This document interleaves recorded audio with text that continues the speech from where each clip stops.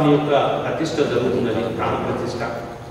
కాబట్టి ఆ ప్రాణ ప్రతిష్ఠ 12:29 జరుగుతుంది. అది అంటే ఇప్పుడు ఈ వారం రోజుల నుంచి కూడా అనేక కార్యక్రమాలు జరుగుతున్నాయి.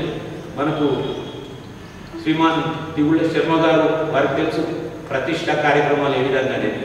ఈ భవిష్యత్ శనివారం రోజు సరయూ నది లోపల మనము బాలరాముడికి స్నానం చేయించడము, తర్వాత రకరకాల కార్యక్రమాలు నాకు ప్రాణ ప్రతిష్ఠలో ఉండేటువంటి ముఖ్యమైన ఘట్టాలు తెలియదు, కానీ ప్రాణ ప్రతిష్ఠలో పాల్గొనేటువంటి శ్రీమాన్ అభిమన్యు వేణుగోపాల్. నమస్కారం సార్.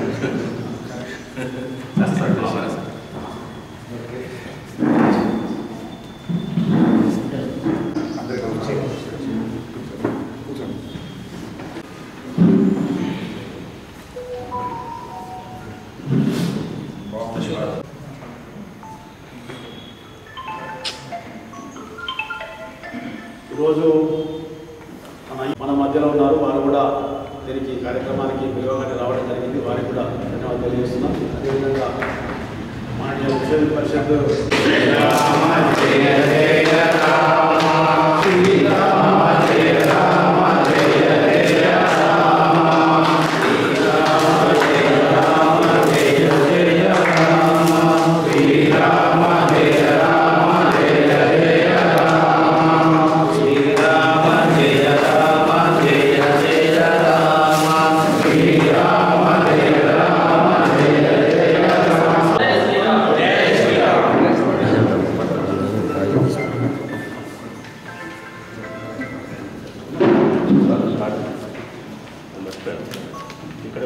जय श्री राम, जय श्री राम, जय श्री राम, जय श्री राम, जय श्री राम, जय श्री राम।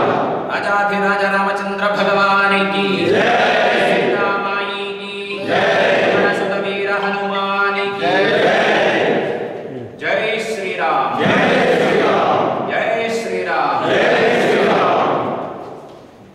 राम लक्ष्मण जानकी जय बोलो हनुमान की, राम लक्ष्मण जानकी जय बोलो हनुमान की, राम लक्ष्मण जानकी जय बोलो। जय श्री राम, जय श्री रामचंद्र की जय, जय श्री रामचंद्र की जय।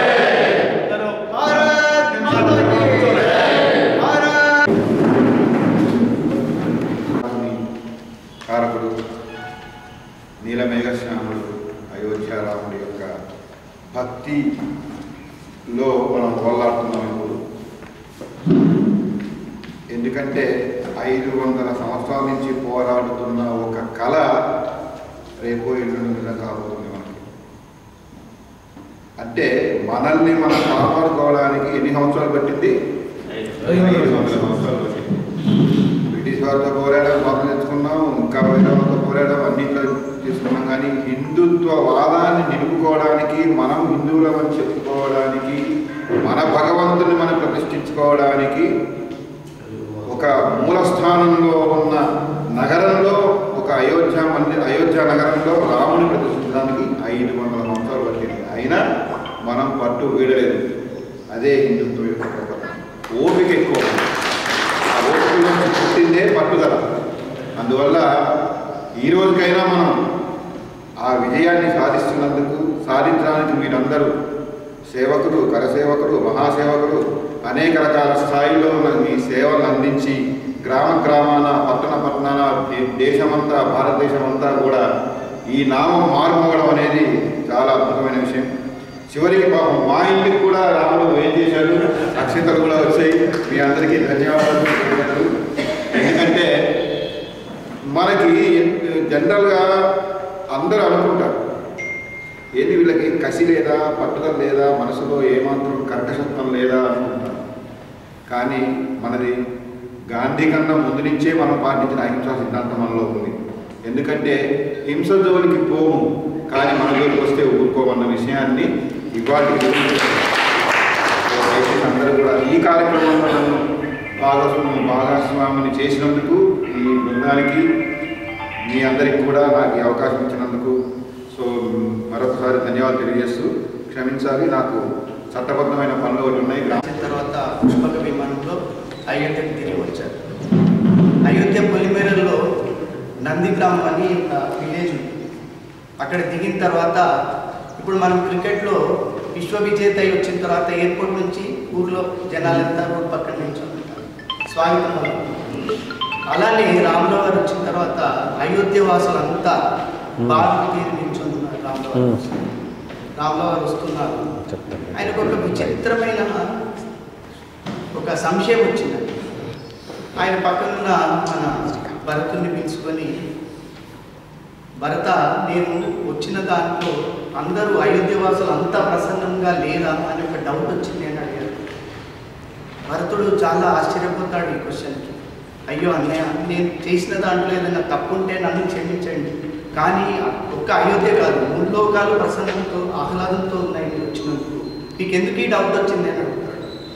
అప్పుడు రాముల వారు ఏమంటారంటే, నువ్వు చెప్తున్నది సత్యమే, నువ్వు భర్త, నువ్వు ఏదైనా సత్యమే మాట్లాడతావు, సత్యంతో ఉంటావు, కానీ నాకు ఎందుకు సంశయం వచ్చిందంటే, నాకు ఇక్కడ మాతృదేవులు, పితృదేవులు, సోదరులు, సోదరీమణులు అందరూ కనిపిస్తున్నారు, కానీ అయోధ్య బాల్యం కనిపించట్లేదు ఆయన, నాకు అదే డౌట్ వచ్చింది. మరి పిల్లలు వారి పెద్దనాన్నని చూడడానికి రాలేదా అని అడుగుతాడు.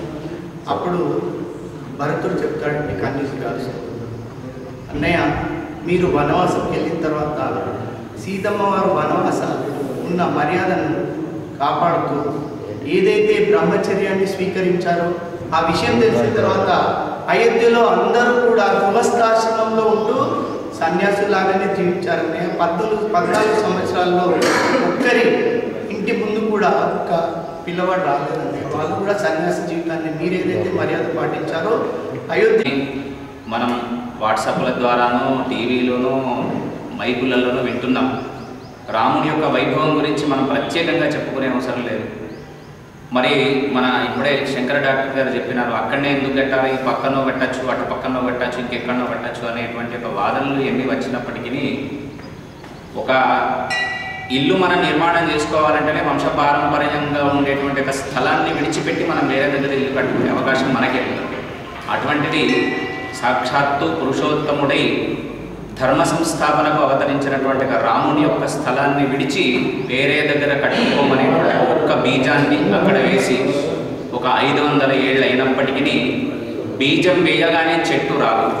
దాన్ని పోషించి పోషణ చేస్తే చెట్టు ఎట్లాగైతే ఆ బీజంలో నుంచి ఉద్భవం అవుతుందో, మన సనాతన వైదిక ధర్మం, సనాతన ధర్మం కూడా ఆ బీజం అనేది 500 ఏళ్ల కింద వేసిన బీజం ఈనాడు ఒక మహావృక్షమై ఒక అయోధ్య నగరంగా అక్కడ వెలిసి సాక్షాత్తు మళ్ళీ రాముని యొక్క ప్రతిష్టాపన మహోత్సవం జరుగుతుంది.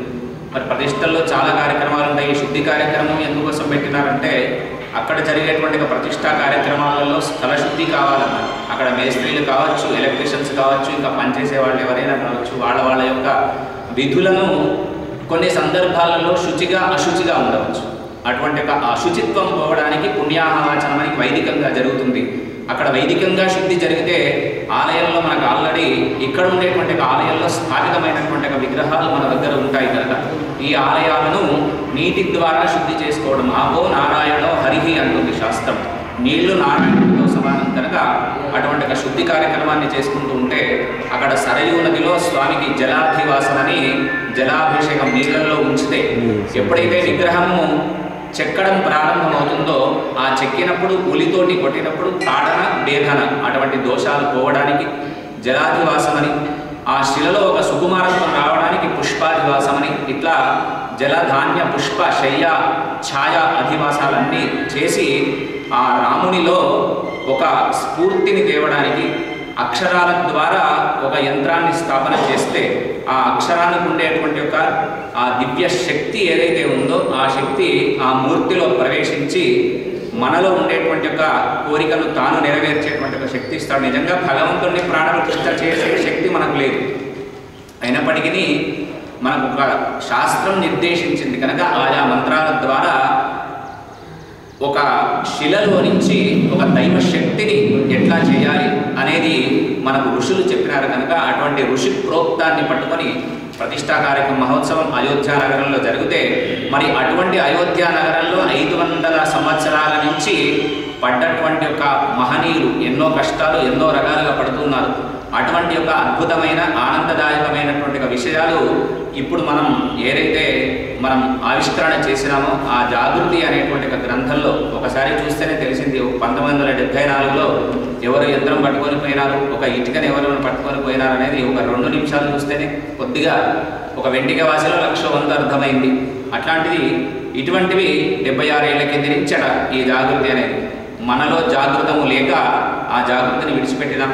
అటువంటి ఒక జాగృతం మనలో వచ్చి ఆ రాముడు సూర్యవంశ పావనీయుడు కనుక అటువంటి ఒక సూర్యునికి మనం రోజు నమస్కారం చేస్తున్నాం కనుక ఆయన ఇచ్చేటువంటి ఆరోగ్యాన్ని ఆనందంగా తీసుకొని రాముడి యొక్క ప్రాణప్రతిష్ఠా మహోత్సవం అక్కడ ఎట్లాగైతే జరుగుతుందో మరి అక్కడ జరిగితే ఇక్కడ ఎందుకోసం చేసుకోవాలి అంటే రామనామ స్మరణ ఎక్కడ జరుగుతుందో అక్కడ సాక్షాత్తుగా ఆంజనేయ స్వామి ఉంటాడు. ఎక్కడ ఆంజనేయ స్వామి ఉంటాడో అక్కడ ఏ కష్టం ఉండదు. మరి ఆంజనేయ స్వామి ఇచ్చేటివి ఏమిటి అంటే బుద్ధి, బలం, యశస్సు, ధైర్యము, వాక్పటుత్వము, అజాడ్యము. ఈ 9 రకాలుగా ఆంజనేయ స్వామి ఇస్తాడు కనుక ఎత్ర ఎత్ర రఘునాథ కీర్తనం తత్ర తత్ర కుటమస్తకాంతలి. ఎక్కడ రామనామం జరుగుతుందో అక్కడ ఆంజనేయ స్వామి ఉంటాడు కనుక ఆ ఆంజనేయ స్వామి మనకి ఏం చేస్తాడంటే ధర్మాన్ని స్థాపన చేయడానికి రాముడు ఎట్లాగైతే అవతరించినాడో అవతరించిన తర్వాత అశోకవనంలో ఉండేటువంటి సీతమ్మ వారిని చూసిన తర్వాత రామునికి ఇక్కడికి తీసుకొని రావడానికన్నా అసలు రాక్షసుల యొక్క బలం ఎంత ఉందో అనేటువంటి ఒక ఓపిక చేత ఆ రాక్షస బలాన్ని చూడడానికి లంక అంత తిరుగుతాడు. తిరిగిన తర్వాత తనంతట తానే బ్రహ్మాస్త్రానికి లొంగి ఒక తోకకు తానుండేటువంటి ఒక బాలానికి అగ్నిహోత్రాన్ని అంటించిన తర్వాత లంకను దహనం చేసిన తర్వాత అప్పుడు అనుకుంటాడట, ఓహో లంకా దహనం అంతా చేసినారు, మరి లంకలో ఉండేటువంటి సీతమ్మవారు కూడా దహనం అయిపోయిందేమో అని అనుకొని అశోకవనంలో చూసిన తర్వాత అనిపించిందట, ఓహో చూసింది ఇక్కడ ఉన్నది సాక్షాత్తు జగన్మాత. ఆమె కూడా ప్రార్థన చేసిందట, ఎక్కడి నుంచో 100 యోజనాల సముద్రాన్ని దాటి నన్ను చూడడానికి వచ్చినటువంటి ఆంజనేయ స్వామి ఈ అగ్నిహోత్రంలో ఎక్కడ భస్మమైపోయినాడు అని అగ్నిహోత్రానికి ఆమె నమస్కారం చేస్తే అదే అగ్నిహోత్రానికి ఈయనే నమస్కారం చేసినాడు. అటువంటి ఒక ధార్మికమైన ఆ బలాన్ని రాక్షసుల యొక్క బలాన్ని వివరించి మనం ఏ విధానంలో వెళితే రాక్షసుల యొక్క బలాన్ని ముట్టడించగలం అనేటువంటి ఒక వార్తను సాక్షాత్తు రాముల వారికి చెప్పినటువంటి ఒక గొప్పతనం ఆంజనేయ స్వామి. ఆయన ధర్మపాలనకై ఆ ధర్మాన్ని పట్టుకొని ఎక్కడ ధర్మం ఉంటే అక్కడ రాముడు ఉంటాడు, ఎక్కడ రాముడు ఉంటే అక్కడ ధర్మం ఉంటుంది కనుక ఎక్కడ రామనామము జరిగితే అక్కడ ధర్మం ఉంటుంది కనుక మనందరికీ ఉండేటువంటి అజ్ఞానాన్ని తొలగించి రామనామం ద్వారా వైదిక మన సనాతనమైనటువంటి ఒక ధర్మ మార్గాన్ని మనందరికీ రాముడు ప్రసాదించాలని ప్రతి చోట ప్రతి సత్సంగంలో ప్రతి ఆలయంలో ప్రతి వాళ్ళ మదిలో, ఎందుకంటే ఇవాళ రేపుండే చిన్న పిల్లలకి రాముడు అయోధ్యలో ఉంటాడట, ఆ గుడి కట్టడం మనకు చేత కాదట అనేటువంటి ఒక పిల్లలు ఉన్నారు.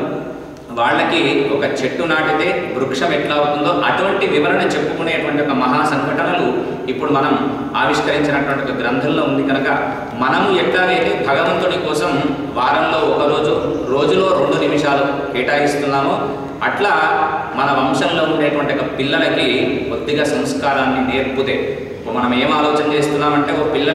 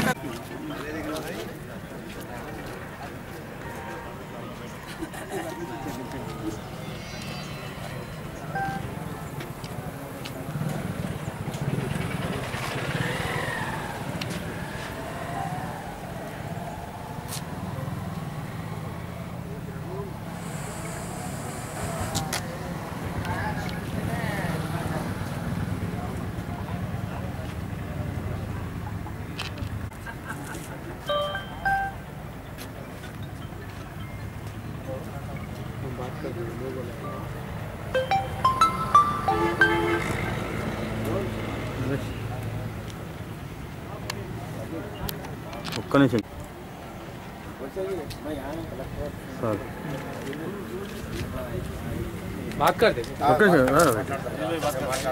తీసుకుందామని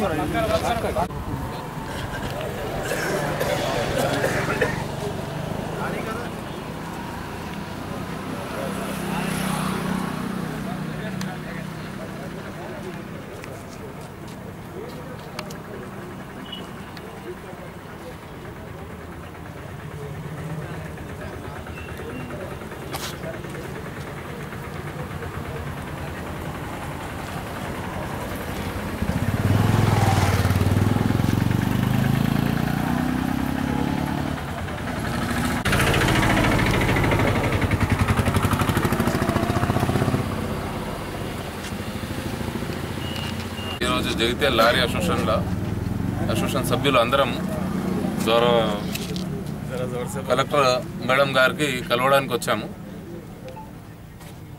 మా పార్కింగ్ ప్లేస్ లేక ఇబ్బంది అవుతుంది.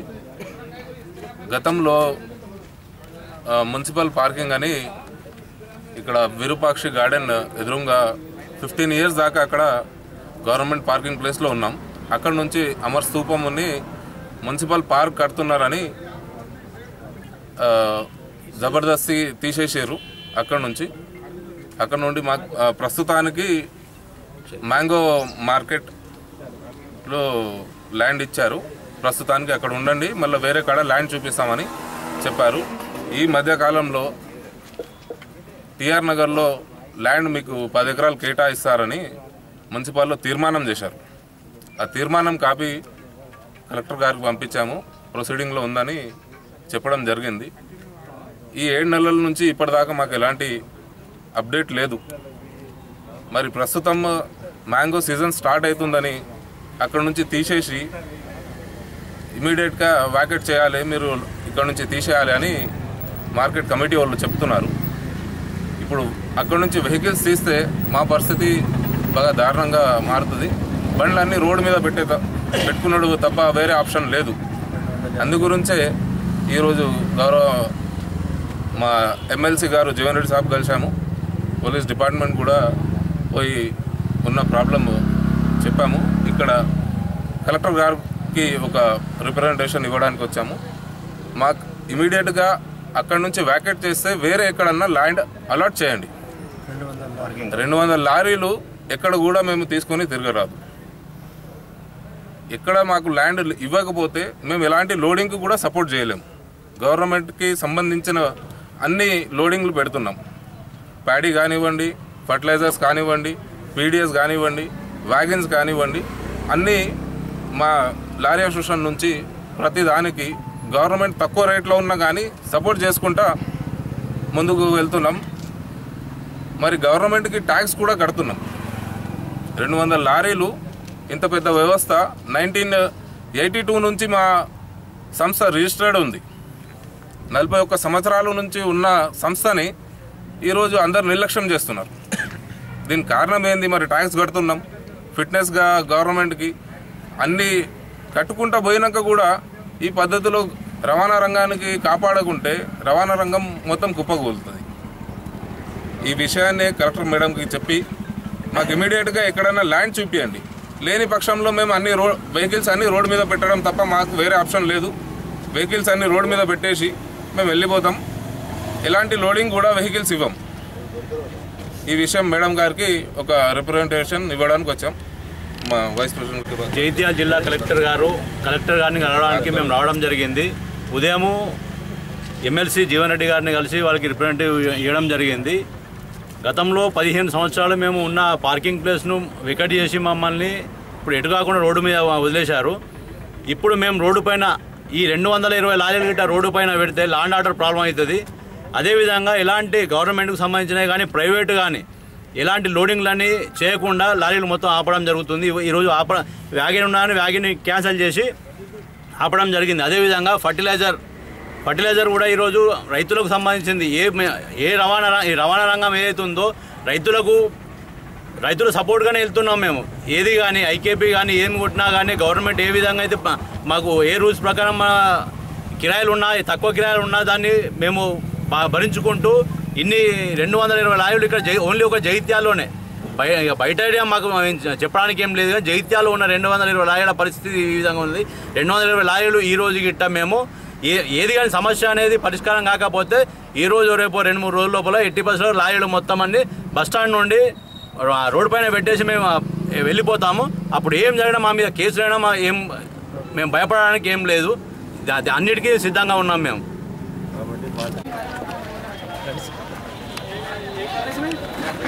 అయిన తర్వాత కబడ్డీ ప్రారంభమవుతుంది.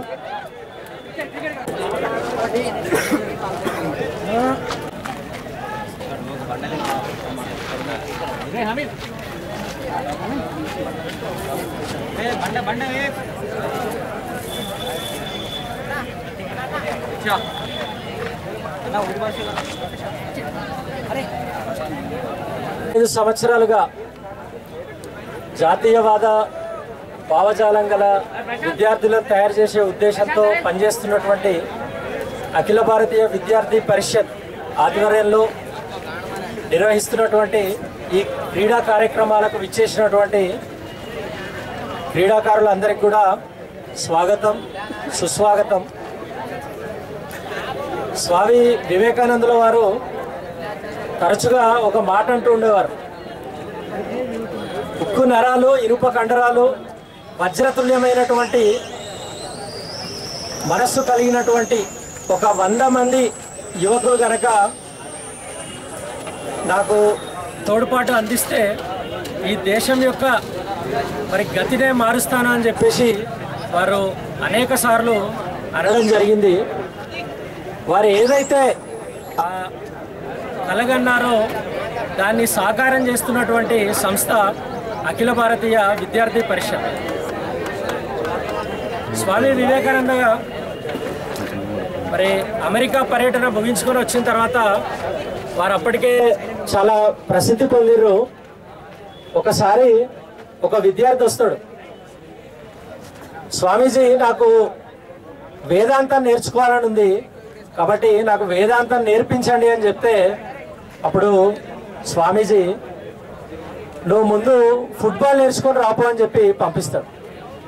అప్పుడు బెంగాల్లో ఫుట్బాల్ బాగా ఆడుతూ ఉంటారు కాబట్టి ముందు నువ్వు ఫుట్బాల్ నేర్చుకొని రా అని చెప్పేసి పంపిస్తే అప్పుడు ఆ పిల్లవాడికి అర్థం కాదు. అరే నేనేమో వేదాంతం నేర్పించమని అడిగితే స్వామీజీ ఏంది నన్ను ఫుట్బాల్ నేర్చుకొని రమ్మంటున్నాను అంటే అప్పుడు స్వామీజీ అంటారు, నువ్వు ఫుట్బాల్ ఆడడం వల్ల నీ శరీరం అనేది మరి బలంగా తయారవుతుంది. ఎవరి శరీరం అయితే బలంగా ఉంటుందో వాళ్ళ మనస్సు కూడా బలంగా ఉంటుంది, వాళ్ళ బుద్ధి కూడా బలంగా ఉంటుంది. అటువంటి వారే త్వరగా అన్ని నేర్చుకోగలుగుతారు, దేశానికి ఉపయోగపడే పౌరులుగా తీర్చిదిద్దబడతారు. కాబట్టి నువ్వు వెళ్ళి ఫుట్బాల్ ఆడరా అని చెప్పేసి పంపించడం జరుగుతుంది. క్రీడా దారుఢ్యానికి క్రీడలు ఎంత ఉపయోగకరం అనేది మనకు ఈ సంఘటన ద్వారా తెలిసింది. స్వామీజీ కలలు కన్నా మరి వారి ఆశయాలని ముందుకు తీసుకెళ్తున్నటువంటి అఖిల భారతీయ విద్యార్థి పరిషత్ పదాధికారులు కావచ్చు, కార్యకర్తలు కావచ్చు, వాళ్ళందరికీ అభినందనలు తెలియజేస్తూ ఈ కార్యక్రమంలో నన్ను భాగస్వామ్యం చేసినందుకు ధన్యవాదాలు చెప్తూ ముగిస్తున్నాను. జై హింద్. కానీ అఖిల భారతీయ విద్యార్థి పరిషత్ దేశంలో అనేక సామాజిక సేవా కార్యక్రమాలు నిర్వహిస్తుంది. దాంతో పాటుగా విద్యార్థుల్లో ఐక్యత, దేశభక్తిని పెంపొందింపజేస్తుంది. అందులో భాగంగానే మనము ప్రతి సంవత్సరము స్వామి వివేకానంద జయంతి పురస్కరించుకొని మనం యువజన క్రీడోత్సవం నిర్వహిస్తుంటాం. మనము ఈ యొక్క యువజన క్రీడోత్సవాలు ఈ నెల 12వ తేదీన ప్రారంభమై ఈ నెల 22వ తేదీన పూర్తి కావడం జరుగుతుంది. అందులో భాగంగా రకరకాల ఈవెంట్స్లు నిర్వహించడం జరుగుతుంది. విద్యార్థి పరిషత్ క్రీడలతో పాటుగా దేశవ్యాప్తంగా అనేక రకాల సామాజిక కార్యక్రమాలు ఇంతకు ముందే చెప్పాను. బ్లడ్ డొనేషన్ క్యాంపులు కావచ్చు, పర్యావరణ పరిరక్షణ కావచ్చు, ఇంకా గ్రామ స్థాయికి వెళ్ళి అనేక సేవా కార్యక్రమాలు నిర్వహించుకోవడం జరుగుతుంది. మిత్రులారా, మీకు తెలుసు 2020లో కరోనా యొక్క కష్టకాలంలో అఖిల భారతీయ విద్యార్థి పరిషత్ ముందుండి పల్లెకేగి ప్రజాసేవ చేస్తూ ప్రజల్లో అనేక కరోనా ఉన్నటువంటి సందర్భంలో కూడా ఆకలితో అలమటిస్తున్నటువంటి ఒక సందర్భంలో మాస్కులు వేసుకొని నిత్యావసర సరుకులు సప్లై చేసినటువంటి యొక్క ఉదంతాలు మన ముందున్నాయి మిత్రులారా. కాబట్టి చేపట్టబోయే ఈ యొక్క యువజన క్రీడోత్సవాల్లో చురుకుగా పాల్గొనాలి. అదేవిధంగా క్రీడలంటే ఒక రకంగా మనకు ఐక్యతని, దేశభక్తిని పెంపొందిస్తుందని ఇంతకుముందే చెప్పడం జరిగింది మిత్రులారా. కాబట్టి ఆటల్లో గెలుపు ఓటములు సహజం. కాబట్టి ఈ యొక్క క్రీడా స్ఫూర్తిని ముందుకు తీసుకెళ్లాలని ఈ సందర్భంలో మనకు వివిధ కళాశాల నుండి వచ్చినటువంటి క్రీడాకారులకు, విద్యార్థులకు స్వాగతం, సుస్వాగతం చెబుతూ ఈరోజు క్రీడా ఉత్సవాలు ప్రారంభమవుతున్నాయి. ఈ సందర్భంగా ప్రత్యేకంగా ఈ యొక్క అఖిల భారతీయ విద్యార్థి పరిషత్ జగిత్యాల యూనిట్కి ధన్యవాదాలు చెప్తూ ఈ యొక్క క్రీడోత్సవాలు ప్రారంభించాల్సి ఉంటుంది ఇప్పుడు.